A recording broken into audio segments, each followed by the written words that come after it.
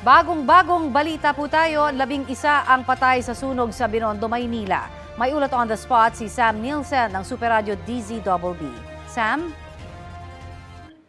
Connie, sumiklab itong sunog sa isang gusaling may 4 na palapag dito sa Carvajal Street sa Binondo, Maynila. Ayon sa Bureau of Fire Protection, NCR, nagsimula ang sunog kaninang pasado alas 7 ng umaga. Iniakyat sa ikalawang alarma itong sunog kanina namang alas 8:14 ng umaga. At ganap na alas 10:03 ay ito naman ay naapula na.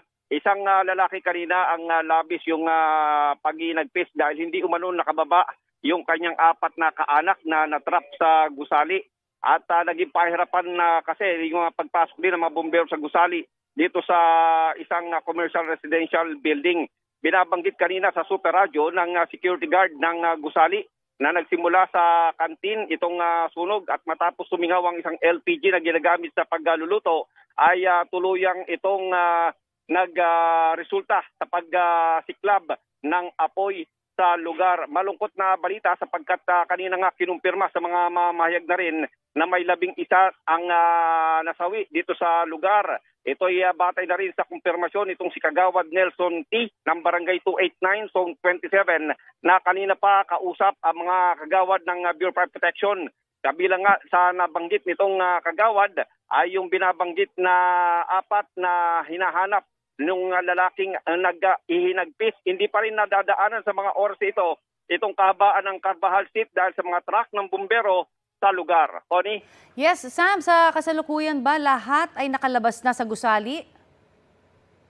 Yung binabanggit lang na missing at kinumpirma na nga ng kagawad na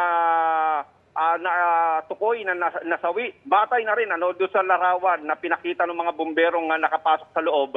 Yun lang ang initial na bilang ng mga okupante na sinasabing nasa loob. Pero marami itong pinto na to, Connie, at sinasabi naman nakalabas yung karamihan sa mga ito. Alright. Pero may mga sinasabi rin tayo na mga iba pang nasawi bukod doon sa 4 na magkakaanak kamo. Ito bang mga iba pang nasawi magkakamag-anak din? Connie, ang binabanggit sa akin ni Kagawad, batay na rin sa pahayag ng isa sa tenant dito na nawawala ng kanyang mga kaanak, may mga border. May mga nangungupahan din dito. At ito kinukumpirma rin natin dahil sinasabi merong miyembro rito ng Philippine Coast Guard. Yan yung kinukumpirma pa namin. Pero ito'y nanggaling na mismo doon sa may-ari nung gusali na inuupahan naman nitong mga border. Okay. Connie? Pero Sam, kanina nabanggit mo na merong fire exit supposedly na hindi nagamit. Ito ba inakumpirma talaga na hindi nagamit dahil may mga nakaharang o ano ba ang ating update doon? Ang inihintay natin dyan, yung kumpirmasyon na rin nitong mga kagawad ng Bureau of Fire Protection kung talagang hindi ito nagamit. Pero batay na rin doon sa mga nakausap natin mga eksperto dito kung maayos ang pagkakagawa nitong, kumbaga, kung accessible yung fire exit, hindi magkakaroon ng casualty. Okay. Yun lang yung binabanggit sa atin. Pero mamaya, hihingi tayo ng kumpirmasyon mula na rin sa pamunuan ng Bureau of Fire Protection ng Manila na ngayon ay nagsasagawa na rin ng pag-iimbestiga dito nga sa nangyaring sunog. Maraming salamat sa iyong update sa amin, Sam Nielsen ng Super Radio DZBB.